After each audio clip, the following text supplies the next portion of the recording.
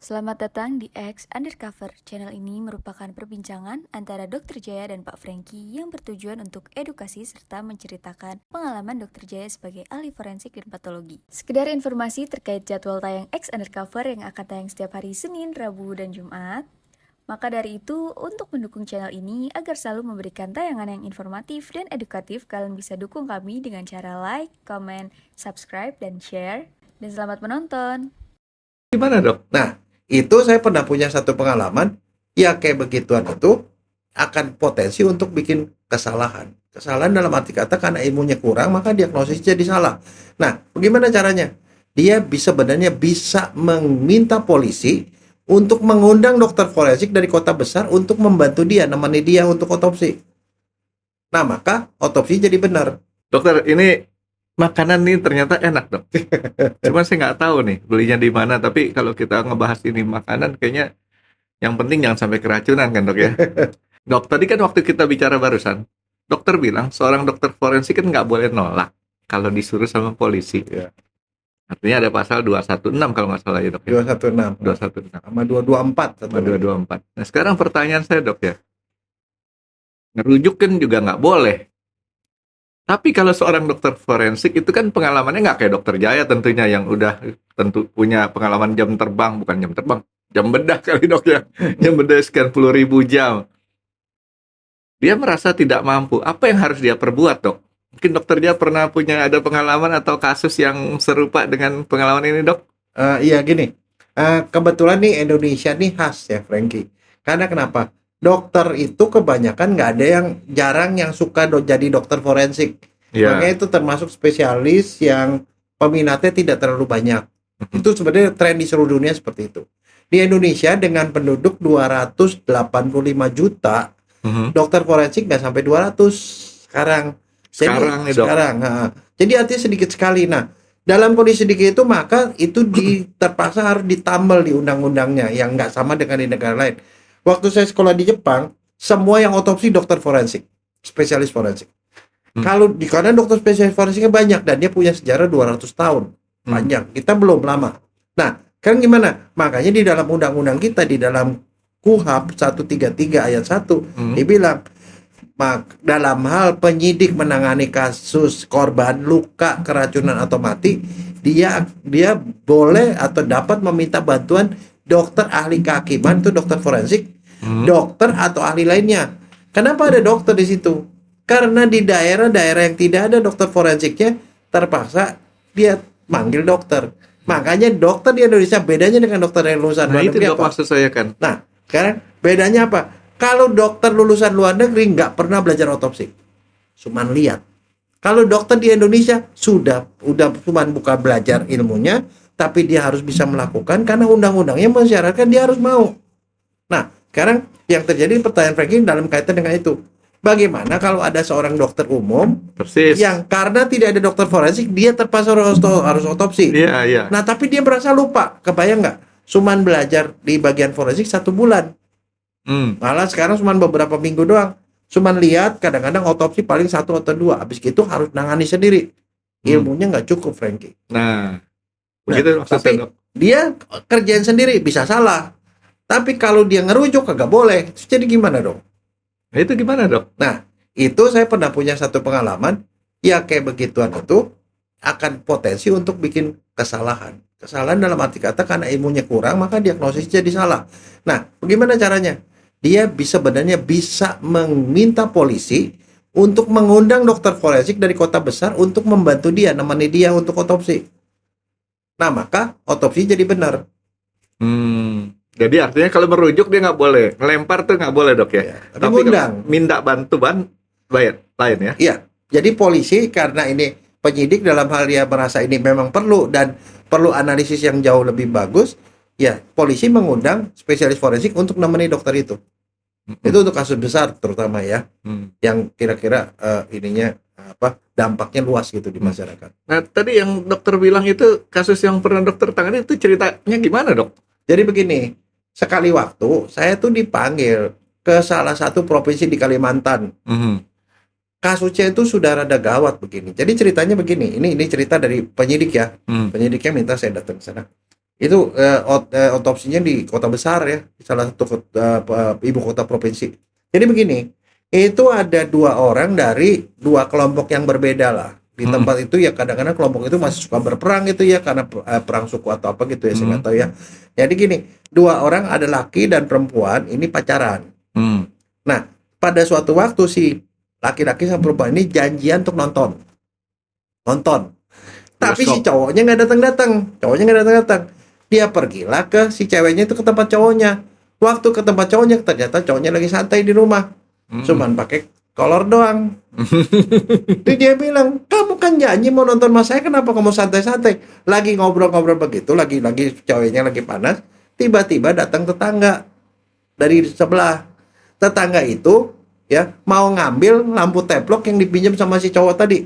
Jadi cowok itu pinjam lampu teplok dari tetangganya. Udah malam dong nih dok ceritanya. Ya udah itu sebenarnya belum malam, kemarin yang dipinjamnya kemarin nih paginya kan. Jadi datang ke situ, nah si cowoknya itu temui tetangganya itu untuk nyerahin lampu teplok. Iya. Begitu dia serahin, dan dia dengan kondisi dia seadanya begitu ya, mungkin sih memang biasa lagi santai. Dia temani cowoknya itu dengan kondisi pakaian seperti itu. Dia ngobrol-ngobrol lah, tapi dia sempat ngomong ke si cowoknya, kamu udah nggak cinta lagi sama saya gitu. Siapa yang ngomong tuh dok? Si ceweknya. Di dalam. Cemburu. Ya cemburu dong. Cowoknya keluar nemui cewek terus ngobrol lama gitu lah. Padahal dia lagi marah kan. Pakai celana dalam doang. Iya. Ya karena mungkin biasa memang begitu, dia kondisi loh lagi santai di rumah kok. Ya kebiasaan daerah sana mungkin dok ya. Nah begitu dia keluar, dia ngobrol sama cewek itu, begitu dia masuk, ceweknya udah geletak mulut berbusa. Dia lihat situ ada botol Baygon tinggal separuh. Nah dia udah tahu keracunan Baygon. Dia panggil ceweknya udah setengah pingsan gitu, dan si cowok itu pernah ada pengalaman kakaknya keracunan Baygon.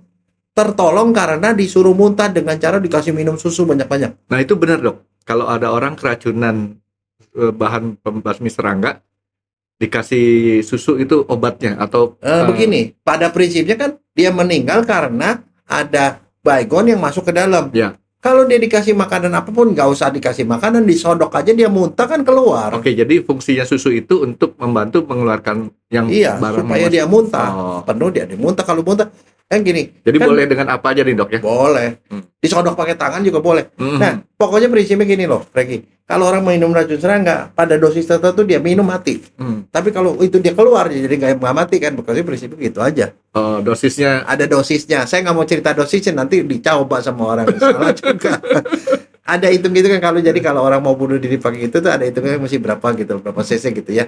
Nah, jadi gitu. Ini coba tolong. Tapi kemudian tidak tertolong juga, pasti masih pingsan gitu loh, masih berbusa, bubui-bui gitu. Nah si cowoknya itu mau ngantar ke rumah sakit umum. Rumah sakit umumnya sebenarnya dekat, 5 menit sampai, Franky. Ya saya punya pengalaman di sana di Kalimantan tuh, mana aja dekat. Ya dekat. Nah dekat kenapa nih? Iya, nggak benar dekat. Jadi artinya saya tiap hari cerita sama saya punya, boleh bilang saudara angkat lah ya. Kita mau ke sini. Saya bilang kita setengah jam berangkat yuk. Di sini mah nggak usah setengah jam, 5 menit juga di mana aja nyampe. Nah, cuman ada satu kendala si cowok itu. Dia punya motor, nggak punya surat. Nggak punya surat. Nah, pada waktu hari itu menjelang hari ABRI. Ada banyak polisi-polisi di mana-mana, dan dia takut ketangkap, itu aja. Jadi mestinya ke situ 5 menit, dia masuk jalan-jalan kampung. Setengah jam kemudian baru sampai rumah sakit UGD. Tapi gimana cara bawa itu si cewek itu dengan naik motor? Waduh, nggak sempat dijelasin tuh dok ya? Nggak, saya nggak perhatiin. Nah, jadi ceritanya seperti itu. Jadi sampai di sana, nah ceritanya ditolonglah sama si dokter di UGD nih. Dokter UGD kan kalau kita keracunan Baygon mah itu mah biasa-biasa lah. Artinya waktu bukan persoalan berat ya? Mahasiswa tuh kita udah sering nolongin orang ya. Pertama disuruh dia muntah kan. Terus kemudian disuntik obat anti Baygon namanya sulfasatropin. Sekali suntik tuh 4 ampul, suntik. Kita punya satu box tuh isinya 100, Franky. Kasih oksigen, dikasih suntik. Nah waktu suntik itu si bapaknya ngeliatin, apaan itu dok?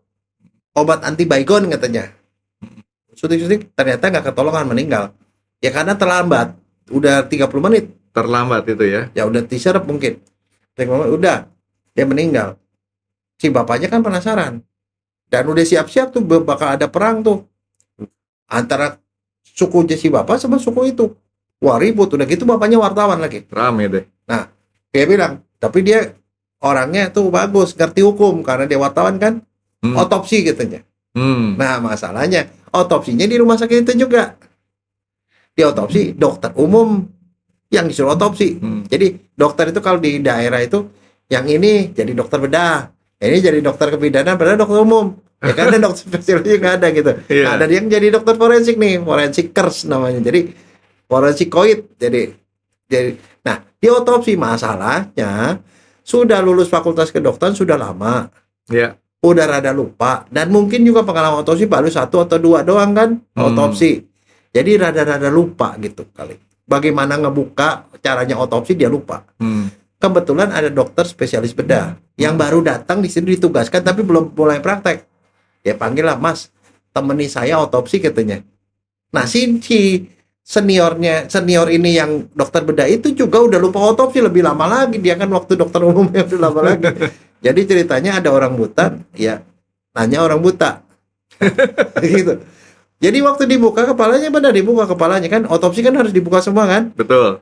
Dibuka semua, mesti yang buka kepala, otaknya dikeluarin terus diperiksa, diambil sampel. Ada baygon nggak di kepala gitu kan, mestinya begitu. Baygon bisa nyampe kepala dong? Iya, kan darah lewat masuk ke darah. Oke. Iya. Jadi waktu dibuka kepala pun kecium baygon. Harusnya gitu ya, Dok ya. Jadi waktu dibuka sama dia nggak dikeluarin kepalanya karena mungkin dia bingung mau keluarinnya gimana, udah lupa, Frankie. Dia tanya, Mas, ini kepalanya ada apa? Pelebaran pembuluh darah, melebar. Dia bilang, udem itu bengkak artinya. Catat, otak bengkak. Paru kan mestinya di dada kan paru dikeluarin, jantung dikeluarin, dipotong-potong, dilihat terus diambil sampel kan kayak gitu. Dia cuma dikeluarin aja, ditajak, Mas, apaan tuh, Mas? Pembuluh darah itu jadi parunya itu juga pelebar pembuluh darah. Udem katanya, bengkak. Udah, catat semuanya bengkak-bengkak doang, nggak ada apa-apa. Terus dia pikir, pikiran si dokter nih, ini logikanya aja, dia pakai logika, jadi bukan pakai ilmu kedokteran ya. Masuk baygon ke lambung. Dia ambillah lambungnya, diikat ujung lambung diikat, lambungnya itu dikirim ke puslapor. Dia pikir itu tangki bensin mobil kali ya. Dia kirim, padahal sebenarnya kalau selama ini kita cuma ambil aja, kita serok, kita ambil kirim sampel ya. Dia kasih gitu, dia kirim. Pertanyaannya ke lab itu adalah, adakah baygon atau insektisida di dalam situ? Ternyata hasilnya tidak ada. Ngerti nggak kenapa nggak ada, Frankie? Karena kalau orang keracunan baygon itu sama dokter dibilas di UGD, disedot itu isi lambungnya, dicuci supaya dia kagak nyerap lebih lanjut, dikeluarin, dikosongin. Udah gitu kan sama dia kan udah diisi sama susu segala macam. Hasilnya negatif. Bingunglah si dokter ini waktu mau bikin visum. Otak udem, paru udem, semuanya gitu-gitu, baygon negatif. Akhirnya dia bikinlah visum. Sebab mati akibat dia bilang kekurangan oksigen, gangguan oksigenasi katanya. Nah, si bapaknya kan tahu kan hasilnya seperti itu, dia bingung. Loh, kemarin anak saya dikasih anti baygon sampai lebih dari 50 ampul. Banyak ya, Bro. Banyak. Matinya karena gangguan oksigenasi. Berarti dokternya salah diagnosis. Salah obat. Iya. Dokternya digugat. Dokter umumnya itu digugat, dokter UGD. Digugat malpraktek. Orang ini anak saya meninggal karena disuntik anti baygon, padahal dia nggak keracunan baygon. Kan ribut kan? Nah sekarang akhirnya musuhan tuh dokter umum sama dokter umum yang otopsi. Ya karena dia bilang, gue jadi tersangka nih gara-gara lu nih gitu loh, gitu ya. Nah akhirnya kan terpaksa harus didamaikan. 2 bulan kemudian saya didatangkan ke sana, Frank. Udah 2 bulan tuh. Udah 2 bulan saya bilang, aduh 2 bulan ini kan saya waktu itu pernah ngomong, kalau orang dikubur 2 bulan itu udah pas sedang mantap-mantapnya tuh baunya tuh. Tapi begitu dikeluarin utuh, Frankie. Kok bisa utuh? Ternyata disuntik-suntik sama dia. Pakai formalin. Saya bilang gini, saya akan periksa seadil mungkin, tetapi saya tidak tahu nih hasilnya seperti apa. Bisa jadi negatif karena udah terlalu lama. Tapi mungkin juga positif. Terus karena saya pikir gini, kan aturannya kalau racun masuk ke mulut, ada di lambung, dia turun ke usus halus, ke usus besar. Mm-mm. Jadi waktu otopsi saya periksa semua dari kepala, semua saya periksa, dan disitulah baru saya tahu ternyata otopsinya itu adalah kepala kagak dikeluarin, otaknya nggak diperiksa, jantung kagak diperiksa, paru nggak diperiksa, yang ada adalah lambungnya hilang. Saya ambil Itu lambung hilang nggak dibalikin lagi ke tempatnya, Dok? lah, kan dikirim sak lambung ya ke Iya, ke lab. nggak dibalikin tuh ya? Kagak lah. Wis. Nah, jadi saya buka usus halus, isinya minyak berbau baygon, minyak baygon gitu ya, minyak tanah. Usus besar isinya minyak, diperiksa ternyata positif. Kasus selesai. Selesai karena mana? Sekarang kalau kita ambil kesimpulan di situ sebenarnya apa? Pertama, kalau dia melakukan otopsi itu orang yang tidak kompeten, itu bisa salah kesimpulan. Yang kedua, kalau tidak dilakukan sesuai prosedur, akan jadi masalah. Sebabnya kalau diambil otaknya diambil sedikit, hatinya diambil, darahnya diambil atau apa, dan diperiksa juga sampai ke ususnya, Diuji. udah ketemu dari sejak awal. Jadi diuji ya pada saat Diuji. sampel-sampelnya itu. Kan saya cuma dalam hati saya, mungkin kita yang salah, dosen-dosen ini. Kenapa nggak ngajarin mahasiswa bahwa namanya otopsi itu kepala semuanya tuh harus diperiksa dan dikirim lab. Tapi sekarang udah benar kan, Dok? Ya, saya nggak tahu. Tapi akhirnya kasus itu jadi selesai, tidak terjadi perang suku. Dokternya akhirnya terlepas bahwa dia memang betul orangnya sakit keracunan baygon, disuntik itu benar dan mereka bisa berdamai. Tapi nunggunya 2 bulan itu sampai tegang. Pada waktu itu tegang semua, Frankie, karena itu udah mau perang. Jadi artinya kan si wanita tersebut meninggalnya karena baygon dan terlambat ditangani gitu, Dok Iya. ya? Karena situasi, tetapi kan kasus selesai. Kebayang nggak? Kalau itu nggak diselesaikan, itu bisa perang suku, Frankie. Nah sekarang waktu itu ditanya, sebenarnya apa sih solusinya supaya itu nggak terjadi?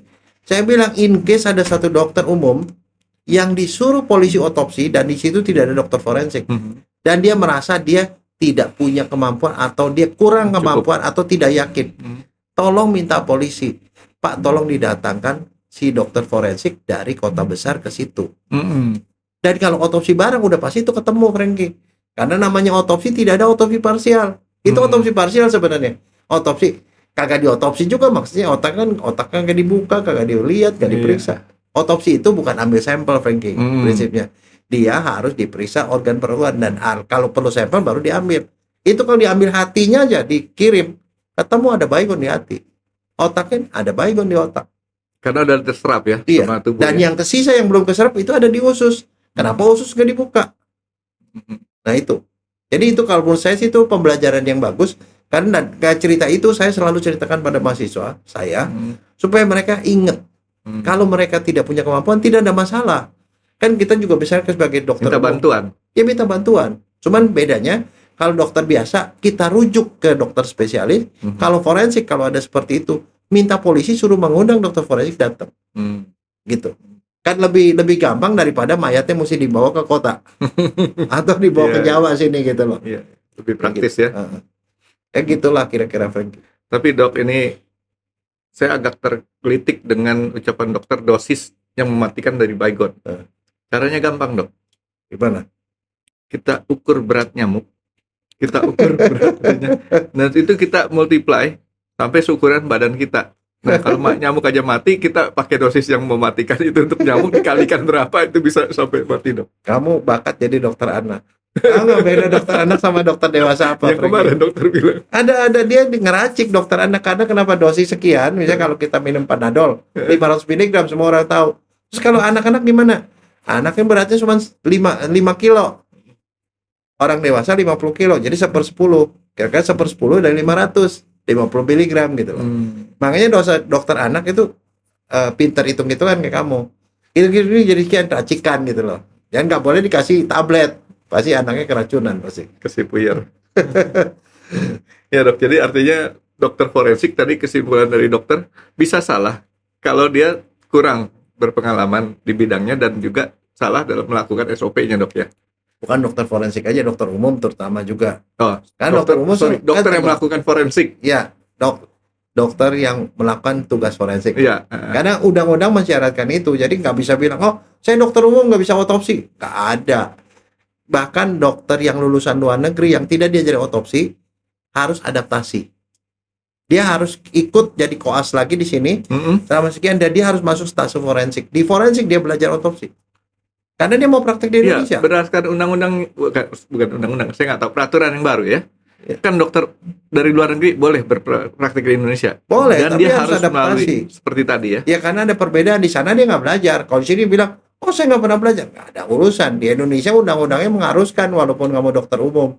Bahkan dokter spesialis pun kalau diusul sama polisi ya harus. Ngomong-ngomong dok, sekarang sebenarnya dokter itu jumlahnya cukup nggak sih perbandingannya? Aduh, sangat kurang, Frankie. Jadi Yang kalau jadi masalah distribusinya. Distribusinya yang ada itu sebagian besar numpuk di kota besar. Di kampung-kampung nggak ada. Bahkan banyak puskesmas tuh yang nggak punya dokter. Satu daerah begitu luas, dokternya cuma satu. Saya ingat salah satu teman saya, pada waktu kira-kira tahun 90-an gitu ya, yang di Papua, kalau dia mau kunjungan ke puskesmas yang di daerah kekuasaannya, itu bisa 2 minggu jalan, lewat jalan darat, 2 minggu, mesti tinggal di hutan segala macam untuk sampai di puskesmas itu. Jadi pelayanan cuma berapa bulan sekali. Sampai sekarang juga itu belum terlalu banyak membantu kan distribusinya yang belum merata. Gitu. Jadi kota besar sementara dokter numpuk. Di Jakarta misalnya, dokter yang di puskesmas itu bisa ada 10, 15. Di daerah kadang-kadang yang ada cuma perawat doang. Dokternya satu juga, cuma satu. Kadang-kadang daerahnya luas, dia mesti keliling. Jadi satu puskesmas belum tentu setiap hari ada dokter. artinya dokternya harus lebih terdistribusi dok ya. Ya, itu. Ya mudah-mudahan dok kedepannya bisa seperti itu dok. Ya karena kita memang memerlukan dokter-dokter di daerah. Jangan jadi dokter sendiri kayak saya dok. Oke dok, ini kita lanjut makan dulu dok. Yang ini Oke. kayaknya tadi enak dok. Kira-kira apa ya penjelasan dan topik yang akan dibahas oleh Dr. Jaya di video selanjutnya? Stay tune di X Undercover, karena akan ada video baru setiap hari Rabu dan Jumat. Terima kasih sudah menonton.